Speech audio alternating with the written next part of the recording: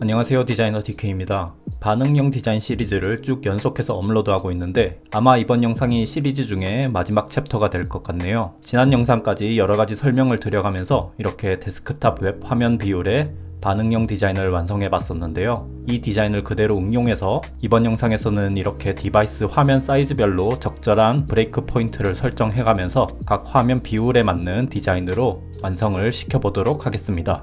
경우에 따라서 지금 이 시리즈 마지막 편부터 함께 하는 분들도 있을 수 있으니까 지금 여기까지 진행을 완료한 버전의 예제 파일도 링크로 공유 드려보도록 하겠습니다. 반응형 디자인 시리즈 첫 영상에서도 잠깐 언급드린 대로 화면이 바뀌는 지점, 즉 브레이크 포인트의 수치를 미리 예측하기는 굉장히 힘든 부분입니다. 그래서 보통 이런 식으로 직접 화면을 좁히고 늘려가 보면서 적절한 브레이크 포인트를 예측해 보면 좋은데요. 저희도 그런 식으로 한번 진행해 볼게요. 일단 이 데스크탑 사이즈 화면에서의 적정 사이즈 기준을 잡아보려고 합니다.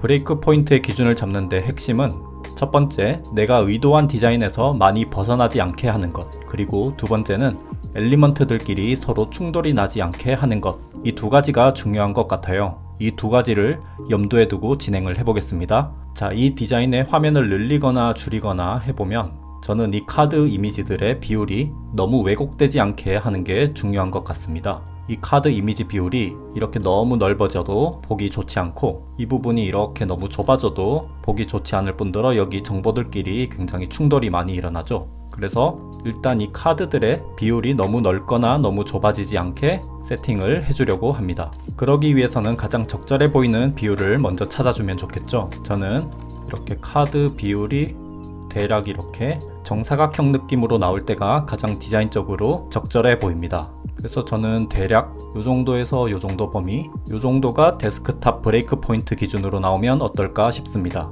여기 가로 사이즈 부분을 체크해 보면 가로폭이 대략 1200에서 1400 정도 범위인 것 같습니다. 특히 화면이 이렇게 가로로 확 늘어났을 때 카드가 너무 납작하게 되는 건 디자인상 좋지 않은 것 같아서 이 각 카드 디자인의 맥시멈 가로폭을 설정해 줄까 합니다.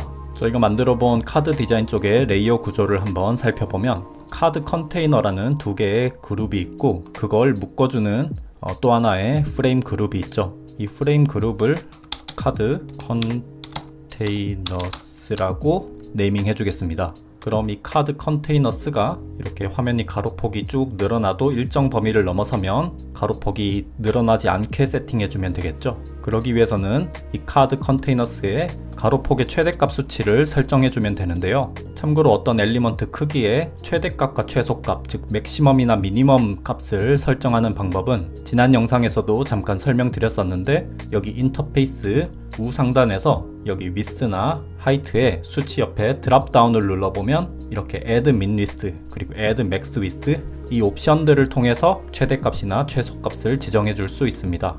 아까 살펴본 대로 가로폭이 1400 정도 이상은 카드 이미지가 가로로 안 늘어났으면 좋겠어서 저는 이 카드 컨테이너스의 가로폭 최대값을 1400으로 지정해 줄까 합니다. 여기 카드 컨테이너스가 선택된 상태에서 여기 width 부분을 드랍다운을 열어서 add max width를 설정을 해 줄게요. 그럼 여기 입력을 할 수 있게 되고 여기를 1400을 입력을 해 주겠습니다. 자, 그렇게 하고 나서 화면을 움직여 보면 이렇게 카드가 반응형으로 움직이되 카드 컨테이너스의 가로폭 전체가 1400을 넘어가는 순간 이제 더 이상 커지지 않게 됩니다. 그런데 지금 이 카드 컨테이너스에 있는 카드들이 지금 좌측으로 쏠려 있죠. 이거는 이 카드 컨테이너스의 부모가 되는 그룹, 즉 컨텐츠라는 그룹의 정렬 구조가 현재 여기 보면 좌측 정렬로 이루어져서 그런데 여기를 이렇게 중앙 정렬로 바꿔주게 되면 이렇게 중앙으로 잘 정렬이 됩니다. 혹시 이 부분이 잘 이해가 안 되시는 분들은 제 이전 영상 중에 오토 레이아웃 기본편 시리즈를 쭉 시청해 보는 것을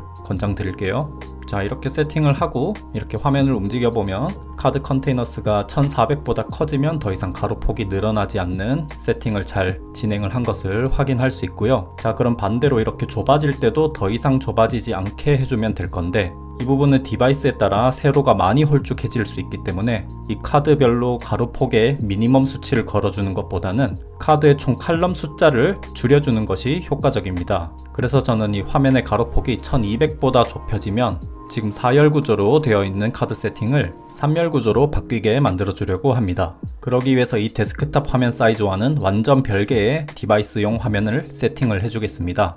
이 전체 스크린 화면 프레임을 하나 이렇게 복제를 해주고, 복제를 한 화면은 화면 가로폭이 1200보다 좁은 상태로 만들어 주겠습니다. 저희가 기존에 화면 사이즈별 그리드 스타일 세팅을 해놨었죠. 스크린을 잡고 이 그리드 스타일에 눈을 한번 켜보면 이렇게 그리드 세팅이 되어 있는데, 이 복제된 화면에 대해서는 여기 라지 그리드 스타일이 아닌 미디엄 그리드 스타일을 적용을 해보겠습니다. 약간 바뀌었죠? 그러면 이렇게 마진이나 거터 수치가 데스크탑 때와는 조금 바뀐 그리드 스타일로 적용이 되었는데, 저희는 이 화면은 카드를 3열 구조로 생각하고 있으니까 아예 이 미디엄 그리드 스타일 자체를 3열용으로 설정을 바꿔줄까 합니다. 여기 허공을 눌러서 선택을 해제하면 여기 우측에서 그리드 스타일을 설정할 수 있는데, 미디엄 스타일의 여기 우측 부분, 이 부분을 마우스로 대보면 에딧 스타일을 할 수 있습니다. 여기서 프로퍼티스에 등록된 이 그리드 스타일을 눌러서 카운트를 4에서 3으로 바꿔주면 3칼럼 구조로 바꿔줄 수 있고요. 이렇게 세팅을 바꿔보면 이렇게 3열 구조로 그리드가 바뀌게 되었죠. 자, 그럼 여기 이 카드 구조를 3열 구조로 변경을 해보겠습니다. 여기 스크린을 잡고 우측에 클립 컨텐츠라는 이 부분을 체크를 해제하면 여기 프레임 밖으로 튀어나가는 디자인들도 모두 드러나게 됩니다. 일단 이렇게 다 보이게 해주고 카드 정렬 구조를 바꿔볼게요. 자, 3열 구조가 된다면 여기 이 네 번째 카드가 밑으로 내려가면 될 것 같은데, 이 부분에 카드 인스턴스를 이렇게 선택을 해주고 컨트롤 X로 오려내기를 해서 이 두 번째 줄 카드 컨테이너를 이렇게 선택을 해서 컨트롤 V로 붙여넣기를 해주겠습니다. 그럼 이렇게 붙여넣기 한 이미지가 이 줄의 맨 끝에 붙게 되는데, 이걸 이렇게 끌어당겨서 제일 앞으로 당겨줄게요. 자, 이렇게 세팅하면 위에는 3열 구조로 세팅이 됐는데 밑에 줄이 카드가 5장이 되어버렸죠. 그래서 이 카드 구조를 한 줄 더 추가해 주겠습니다. 이 두 번째 줄에 대한 카드 컨테이너를 잡고 컨트롤 D를 해서 한 줄 더 복제를 해줄게요. 이렇게 하고 두 번째 줄에서 뒤쪽에 있는 이 카드 인스턴스를 2개 각자 선택해서 지워주고, 여기 세 번째 줄도 여기와 중복되는 카드 인스턴스들을 이렇게 지워주면 되겠죠. 자, 이렇게 해주면 되고요. 세 번째 줄 같은 경우는 이렇게 벌어지면서 화면을 꽉 채우게 되는데, 지난 영상에서 설명드린 대로 이 부분은 그리드라는 정렬 설정을 할 수 없는 피그마의 한계점인 거지, 실제 퍼블리싱에서는 얼마든지 그리드라는 방식으로 레이아웃을 해결할 수 있기 때문에 그냥 이렇게 두시면 됩니다. 개발팀과 커뮤니케이션을 할 때 의도만 명확히 잘 전달되면 되고요. 지금은 이 밑에 부분이 눈에 띌 필요가 없으니까 다시 여기 스크린 부분을 잡고 클립 컨텐츠를 체크를 해서 아랫부분은 눈에 보이지 않게 해주겠습니다. 자, 그럼 카드가 3열 구조로 세팅이 되었는데 미리 세팅한 이 그리드 스타일 폭과 조금은 다르죠. 이 부분을 갭과 패딩을 좀 조정을 해서 맞춰주도록 하겠습니다. 이 미디엄 그리드의 경우는 제가 그때 마진을 24에 거터 16으로 세팅했었기 때문에 그 기준에 한번 맞춰볼게요. 패딩 같은 경우 이 최종 그룹인 콘텐츠라는 그룹에 설정을 했었죠. 여기가 현재 패딩이 36으로 되어 있는데 여기를 지금 그리드 스타일에 맞는 24로 조정을 해주겠습니다. 그리고 여기 각 카드 컨테이너 3줄 있죠? 여기 3줄을 컨트롤로 한 번에 잡고 갭이 24로 설정되어 있는 것을 16으로 바꿔주겠습니다. 그럼 갭이 16으로 조금 좁혀졌고요. 여기 탑 내비 부분도 똑같은 패딩으로 세팅을 해주겠습니다. 탑 내비를 잡고 패딩을 24로 설정해서 양옆이 딱 맞게 세팅을 해주겠습니다. 화면을 선택하고 그리드는 눈을 잠깐 꺼줘 볼까요? 그리고 화면을 이렇게 움직여 보면 카드들 같은 경우는 3칼럼 구조로 잘 반응적으로 움직이는 것을 확인할 수 있습니다. 이제 이 화면을 기준으로 또 어느 정도 좁아질 수 있을지에 대한 것을 좀 구체적으로 세팅을 해주려고 하는데요. 일단 이 화면의 경우 맥시멈 스크린 가로폭은 1200 정도가 될 것 같고, 이렇게 좁아들다 보면 카드를 기준으로는 꽤 많이 좁아들 수 있을 것 같은데, 여기 보시다시피 상단에 있는 탑 내비 부분들이 엘리먼트들이 서로 많이 부딪히죠. 이 부분을 먼저 해결을 봐야 어느 정도 좁아들 수 있을지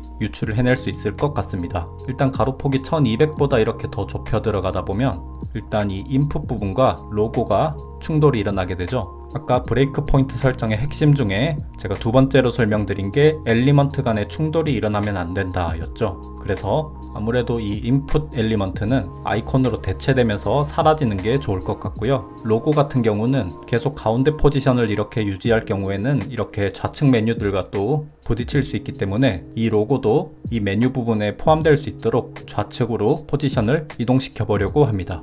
여기 탑 내비 쪽에 레이어를 열어서 한번 확인해 보면 이렇게 두 그룹으로 나눠져 있는데 네이밍을 지금이라도 좀 해줄게요. 여기 메뉴 부분을 메뉴스라고 네이밍을 해줬고, 여기 인풋 부분이나 여기 로그인 관련 부분 모두 통칭해서 제가 유저라고 이름을 붙여주겠습니다. 이 인풋이란 걸 계속 이렇게 들어가다 보면 여기 서치라는 아이콘이 하나 있는데 이 아이콘만 따로 살려두도록 하겠습니다. 이 서치라는 아이콘을 인풋이라는 카테고리에서 이렇게 빼서 이 유저 그룹의 다른 아이템들과 이렇게 동일 레벨이 될 수 있도록 배치를 해주겠습니다. 그리고 인풋이라는 이 엘리먼트는 이제 딜리트를 통해서 지워주겠습니다. 자, 그러면 이렇게 유저라는 그룹 같은 경우는 서치 아이콘, 로그인, 사인업 이렇게 3개로 이루어진 구조로 바뀌게 되었습니다. 서치라는 아이콘이 지금 밖으로 나오면서 조금 상대적으로 작아 보이니까 선택을 해서 가로 사이즈를 24에 24로 바꿔줄게요.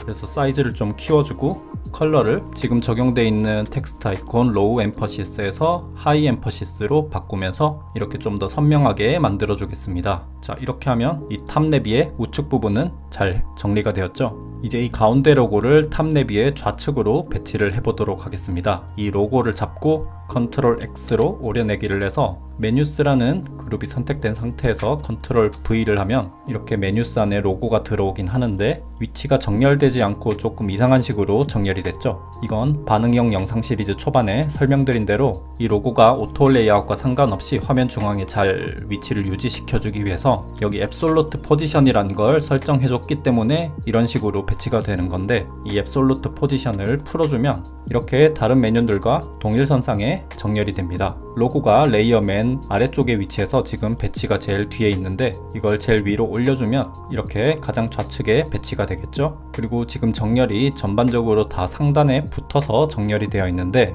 여기 메뉴스라는 그룹을 선택해서 오토 레이아웃에 이렇게 탑으로 붙는 정렬 기준에서 중앙 정렬로 바꿔주어서 중앙을 잘 유지할 수 있는 정렬로 바꿔주겠습니다. 자, 이렇게 세팅을 해주고 화면을 한번 움직여보면 이제 꽤 많이 좁아져도 상단 엘리먼트들끼리 부딪히지 않죠. 자, 그렇게 해도 이렇게 화면 기준으로 한 800 이하로 이렇게 좁아들다 보면 상단 엘리먼트도 이렇게 너무 쭈르륵 배치된 느낌이어서 좀 보기 안 좋고 하단의 카드도 정보가 좀 부딪히려고 하죠. 그래서 저는 900 정도에서 한 번 더 브레이크 포인트를 끊어주면 좋을 것 같은데, 그런데 이걸 3개의 디바이스 구조, 즉 데스크탑, 태블릿, 모바일 이렇게 3등분으로 쪼개려고 해보니까 이걸 가로폭 900에서 브레이크 포인트를 지정하고 다음 사이즈로 바로 모바일로 가기에는 900이라는 가로 사이즈가 너무 큰 사이즈라고 생각됩니다. 왜냐하면 여기 피그마 우상단의 프로토타입이라는 메뉴로 가서 여기 디바이스라는 곳을 눌러보면 각종 디바이스의 사이즈를 확인을 할 수 있는데요. 보통 핸드폰의 경우는 가로폭 300대에서 400대가 많고요. 아이패드와 같은 태블릿 디바이스 같은 경우는 700대나 800대가 많은 것 같죠. 그러면 저희가 지금 다음으로 가로폭 900 이하의 화면 사이즈를 세팅을 해보려고 하는 거니까 그 다음 화면으로 세팅할 화면이 태블릿용 화면이 될 것 같고, 오히려 지금 세팅해준 이 화면 같은 경우는 큰 태블릿이나 랩탑 정도의 사이즈 기준이 될 것 같습니다. 그래서 결론적으로 이번 예제는 데스크탑, 랩탑이나 대형 태블릿, 그리고 태블릿, 그리고 모바일 이렇게 4가지로 반응형 디자인 화면을 구성하는 게 좋겠다고 판단이 되었습니다. 이 구성의 기준은 제가 첫 영상 때 설명드린 대로 디자인 혹은 디바이스에 따라 항상 세팅 기준이 바뀌기 때문에 이걸 4개로 설정할지 3개로 설정할지 5개로 설정할지는 항상 케이스별로 변할 수 있으니까 참고를 해주시고요. 저희는 바로 그럼 이어서 태블릿용 화면을 제작해 보도록 하겠습니다. 이 스크린을 다시 복제를 하나 해서 여기 이렇게 배치를 해줄게요.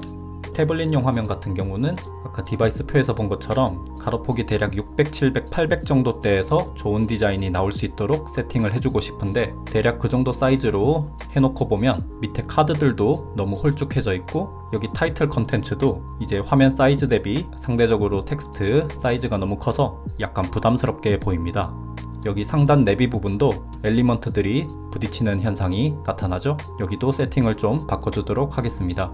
먼저 아래쪽 이 카드 구조부터 바꿔보도록 할까요? 저는 이 태블릿 화면에서는 카드를 2열 구조로 바꿔보도록 하겠습니다. 정렬 구조를 규칙적으로 세팅하기 위해서 그리드 스타일을 한번 켜볼까요? 화면을 잡고 그리드 스타일을 눈을 켜보면 지금 미디엄이라는 그리드 스타일이 적용되어 있는데, 저희가 화면을 지금 4가지로 세팅을 하려고 계획을 바꿨는데 여기 그리드 스타일이 지금 라지, 미디엄, 스몰 이렇게 3가지로 구성되어 있다 보니까 조금 혼선이 있을 수도 있을 것 같아서 그리드 스타일을 하나 더 추가를 해서 4가지를 만들어 주도록 하겠습니다. 그러기 위해서 여기 스몰 있죠? 이 기존 스몰 스타일을 이름을 X 스몰로 바꿔 주겠습니다. 그럼 그리드 스타일이 지금 라지, 미디엄, X 스몰이 되었고, 현재 미디엄이라는 그리드 스타일 설정으로 들어가서 여기 세팅 구조를 바꿔주도록 하겠습니다.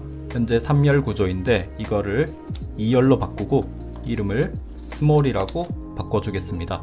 이제 추가로 미디엄이라는 것만 추가해주면 되겠죠. 저는 이 스몰이라는 그리드 스타일을 여기 태블릿용 화면 사이즈에 적용을 할 거여서 여기 랩탑, 라지 태블릿 이 구조에 맞는 3열짜리 미디엄 그리드 스타일을 하나 새로 생성을 해주겠습니다. 여기 그리드 스타일에서 추가하는 버튼을 눌러서 여기 그리드 부분을 눌러서 칼럼으로 바꿔주고, 카운트는 3열 구조니까 3으로 해주고, 마진이랑 커터 같은 경우는 제가 라지 스타일과 스몰 스타일의 중간에 적정한 값으로 세팅을 해주겠습니다. 저는 마진은 30으로 해주고 커터는 20으로 적용을 해줄게요. 그리고 이름은 이제 미디엄으로 해주겠습니다. 자, 그러면 이렇게 미디엄이라는 스타일이 생겼죠. 이걸 이렇게 끌어당겨서 올려서 라지, 미디엄, 스몰, X 스몰 이렇게 그리드 스타일을 4개로 새로 구축을 했습니다. 이걸 기존에 만들었던 이 화면 랩탑, 라지 태블릿 이 화면에 새로 적용을 해줄게요. 화면을 선택하고 여기 그리드 스타일을 스몰에서 미디엄으로 고쳐줄게요. 그러면 마진이나 커터 기준이 바뀌었기 때문에 이렇게 살짝 디자인이 벗어나게 보이는데, 이것도 잘 재조정해 주겠습니다. 여기 컨텐츠를 잡고 패딩을 30으로 바꿔주고, 여기 탑 내비 부분의 패딩도 24에서 30으로 바꿔줄게요. 그리고 여기 카드 컨테이너들, 여기 카드 3줄을 잡아서 여기 갭을 20으로 변경시켜 주겠습니다. 자, 그럼 랩탑 라지 태블릿에 대한 화면 구조가 잘 반응형으로 세팅이 되었고요. 이어서 이 태블릿 화면 사이즈도 설정을 해주겠습니다. 먼저 이 카드들이 설명드린 대로 너무 홀쭉해져 있으니까 2열 구조로 바꿔볼게요. 아까와 동일한 방식으로 카드 열 세팅을 새로 진행해 주겠습니다. 먼저 화면을 잡고 클립 콘텐츠를 잠깐 풀어줄게요. 이번엔 여기 3번째 카드 인스턴스가 2번째 줄로 가야겠죠. 이렇게 카드 인스턴스를 선택을 해서 컨트롤 X로 오려내기를 해서 여기 2번째 줄 있는 카드 컨테이너 부분에 컨트롤 V로 추가를 해주고, 맨 뒤에 붙었는데 이걸 앞으로 이렇게 당겨주겠습니다. 그리고 여기 2번째 줄에 있는 뒤쪽 카드 2개를 한 번에 선택해서 컨트롤 X로 잘라내기를 해주고, 3번째 줄을 선택해서 컨트롤 V를 해줘서 여기에 잘 추가를 해줬습니다. 자, 이런 식으로 해주면 되는데, 여기 어차피 클립 컨텐츠 때문에 밑에 부분은 보이지 않으니까 원래 가장 하단에 있어야 되는 이 카드 인스턴스 2개는 딜리트를 해서 지워주겠습니다. 자, 그럼 이렇게 2열 구조가 잘 이루어졌고요. 다시 화면을 잡고 클립 컨텐츠를 체크를 해서 아래쪽이 안 보이도록 해줄게요. 자, 그럼 카드 같은 경우는 이 그리드 스타일에 맞게 잘 세팅이 되었고요. 이제 여기 타이틀과 탑 내비 부분을 추가적으로 좀 정리를 해보도록 하겠습니다. 타이틀 콘텐츠의 내용물을 한번 살펴보면 여기 뭐 프라이머리 버튼과 여기 타이틀 되는 그룹이 있고 한데요. 여기를 타이틀즈라고 이름을 바꿔줄까요? 자, 그럼 이 프라이머리 버튼 같은 경우는 자기 사이즈를 가져야 하니까 픽스드로 설정이 되어 있는 게 맞는데, 이 타이틀즈 같은 경우는 지금 살펴보면 가로폭이 허그로 설정이 되어 있습니다. 그리고 이 타이틀즈 안에 있는 내용들을 살펴보면 지금 다 픽스드 상태로 이런 식으로 지금 가로폭이 설정이 되어 있는데, 이 타이틀 텍스트들이 모두 화면에 반응해서 움직이려면 이걸 모두 필 컨테이너로 바꿔줘야 합니다. 여기 텍스트 2개를 잡고 픽스드를 필 컨테이너로 바꿔줄게요. 그리고 이 텍스트들의 그룹인 타이틀즈를 잡고 여기 허그로 되어 있는 걸 필 컨테이너로 바꿔주겠습니다. 자, 그러면 이렇게 화면이 좁아들 때 텍스트가 반응적으로 잘 움직이는 것을 확인할 수 있습니다.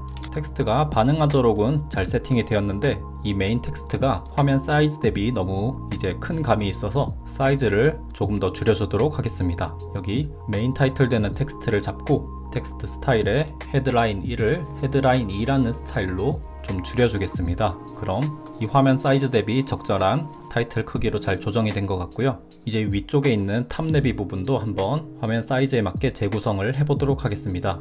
여기 위에 엘리먼트들끼리 더 이상 부딪히지 않게 하기 위해서는 이 메뉴스라는 그룹이 이렇게 이제 가로로 너무 긴 구조로 되어 있으면 안 되겠죠. 보통 모바일이나 태블릿처럼 화면이 이렇게 좁은 디바이스의 경우는 이런 가로로 긴 메뉴들을 처리해주기 위해서 많이 사용되는 방법이 이런 스택된 스타일 아이콘 하나로 처리시켜주는 방법이 많이 사용됩니다. 보통 햄버거 아이콘이라고 많이 불리는데 이 아이콘을 누르면 이런 밖에 나열된 메뉴들이 아이콘을 눌렀을 때 메뉴창 하나로 뜨는 구조로 설계가 되겠죠. 그래서 저는 이 태블릿 화면 사이즈부터는 이 메뉴스라는 그룹을 햄버거 아이콘 하나로 대체를 시켜주도록 하겠습니다. 일전에 플러그인 추천 영상에서 소개드린 적이 있었는데 페더 아이콘즈라는 플러그인을 사용해 보겠습니다. 양질의 아이콘들이 많이 있는 플러그인이고요. 여기서 햄버거 아이콘을 찾아서 넣어 보겠습니다. 검색창에 영어로 햄 까지만 쳐줘도 벌써 이렇게 나오죠. 이 아이콘을 이렇게 클릭을 해보면 이렇게 피그마에 바로 생성이 되고요. 아이콘을 컨트롤 X로 오려내기를 해서 저희 이 메뉴스라는 그룹을 선택해서 붙여넣기를 해주겠습니다. 그럼 이렇게 들어온 것을 확인을 할 수 있고, 그리고 여기 기존의 로고나 여기 메뉴 정보들은 모두 딜리트를 통해서 지워주도록 하겠습니다. 자, 그러면 모든 메뉴들이 이 햄버거 아이콘 하나로 통합되면서 깔끔하게 정리가 되었습니다. 자, 그럼 이렇게 태블릿 사이즈에 대한 화면 구성도 잘 이루어졌습니다.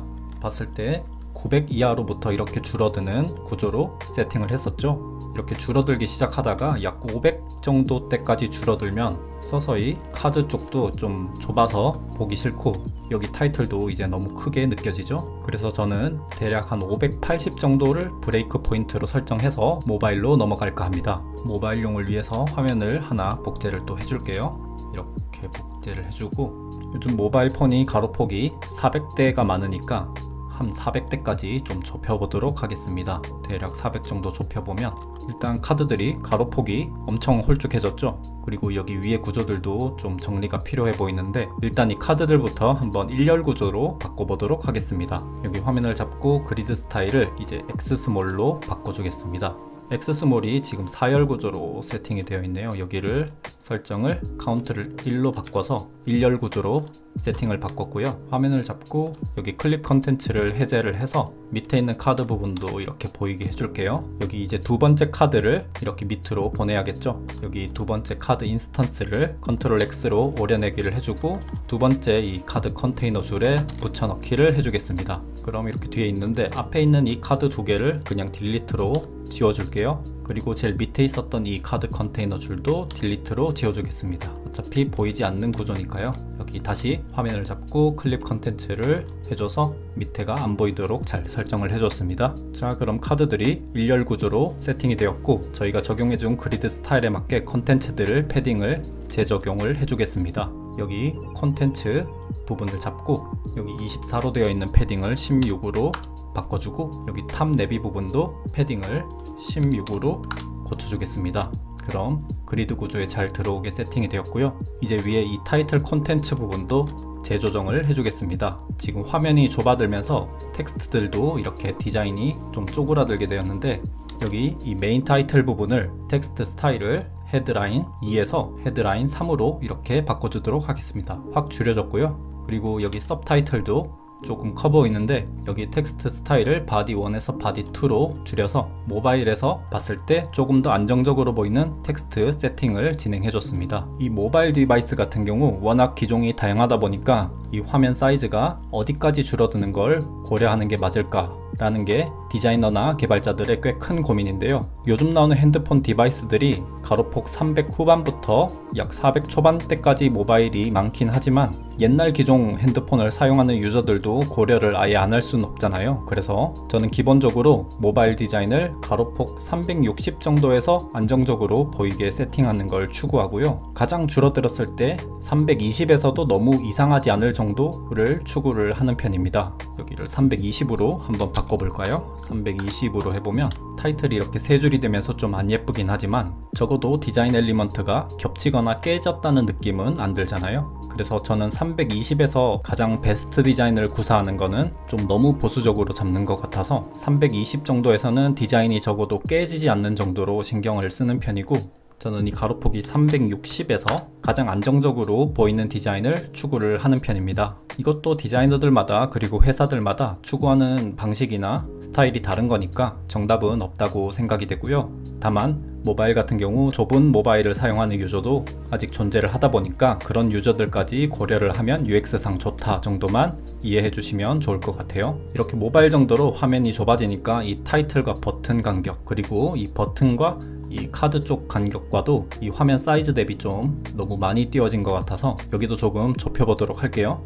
여기 타이틀 컨텐츠 부분을 잡고 지금 70으로 세팅되어 있던 걸 갭을 40으로 줄여주겠습니다. 그리고 여기 컨텐츠라는 걸 잡고 70으로 되어 있는 걸 40으로 줄여서 타이틀 콘텐츠와 카드 쪽과의 간격도 좀 줄여줬습니다. 자, 그리고 마지막으로 이 상단 내비도 좀 더 깔끔하게 정리되면 좋을 것 같은데, 이 로그인 사인업 같은 경우도 모바일에서는 이 햄버거 아이콘, 이 메뉴창을 열었을 때 그 기능이 모두 포함되면 될 것 같아서 이 두 버튼도 모바일에서는 지워주도록 하겠습니다. 여기 유저 쪽을 들어가서 로그인과 사인업 버튼을 딜리트로 지워줬고요. 그리고 이 탑 내비를 선택해보면 이 모바일 디바이스 기준으로는 이 탑 내비의 하이트가 80인 게 좀 두꺼워 보여서 여기를 60으로 좀 줄여주도록 하겠습니다. 자, 그러면 이 화면에 그리드를 좀 해제를 하고 이렇게 화면을 움직여보면 모바일 디바이스 버전의 반응형 디자인도 훌륭하게 진행된 것을 확인할 수 있습니다. 자, 그럼 이렇게 화면 사이즈별로 반응형 디자인이 잘 세팅되었는데, 저희가 세팅한 브레이크 포인트를 기준으로 최종 화면의 미니멈 맥시멈 수치도 설정해주면 좀 더 사용할 때 편리하겠죠. 그래서 저는 여기 데스크탑용 스크린을 잡고 여기 위스 부분을 미니멈 위스를 설정을 해주도록 하겠습니다. Add min width를 적용을 해서 여기를 저희가 브레이크 포인트로 설정한 1201로 설정을 해줄게요.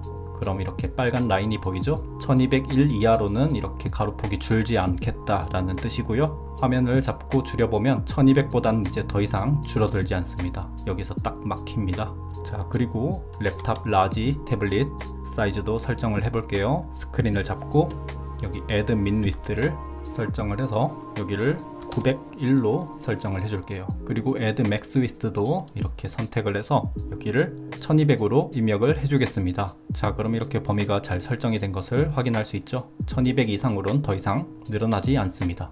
그 다음은 태블릿 사이즈 한번 진행해 볼게요. 여기 위스에 Add min width를 해주고 Add min width는 581을 설정을 해주겠습니다. 그리고 Add max width도 설정을 해서 여기를 900으로 설정을 해줄게요. 그럼 이렇게 설정이 됐고요. 마지막으로 모바일 사이즈도 세팅을 해보겠습니다. 잡아주고 모바일 같은 경우는 Add Max Width를 먼저 설정해 줄게요. Max Width를 580으로 설정을 해서 가장 많이 늘어났을 때 최대값을 설정을 했고요. Add Min Width 같은 경우는 설정을 안 해줘도 되는데 모바일이 320보다 더 좁아들면 아무리 좁은 걸 고려하고 디자인을 했다 쳐도 이렇게 디자인이 다 망가지기 때문에 320 이하로는 디바이스가 거의 존재하지 않는다고 전제를 하고 Add Min Width를 320으로 설정을 해보도록 하겠습니다. Add min width 320을 설정을 해줄게요. 자, 그럼 이렇게 화면별로 최대값, 최소값도 잘 설정을 해줬습니다. 자, 이렇게 해서 각 디바이스별 반응형 디자인을 완성해 봤습니다. 이런 식으로 디바이스별로 반응형 디자인을 잘 세팅을 하면 하나의 디자인을 조금씩만 변형해 가면서 각 디바이스에 대응을 하는 것이니까 일관성 있는 디자인을 보여줄 수 있고 개발 공수도 많이 줄여줄 수 있어서 여러모로 효과적인 부분들이 많기 때문에 요즘 대부분 웹 디자인들이 이렇게 반응형 디자인을 고려해서 디자인이 되는 경우가 많습니다. 피그마에서 반응형 디자인을 마치면 퍼블리싱 단계에서는 이 미디어 퀄이라는 기능을 이용해서 저에게 세팅한 이 브레이크 포인트에 맞춰서 화면이 반응할 수 있게 세팅이 된답니다. 자, 이렇게 해서 반응형 디자인 시리즈를 이것으로 마무리 해보려고 합니다. 많은 도움 되셨다면 구독, 좋아요 부탁드릴게요. 이후에도 반응형 디자인과 관련해서 좋은 팁이나 노하우가 생기면 또 관련해서 영상을 제작해 보도록 하겠습니다. 긴 시간 시청해 주셔서 감사합니다.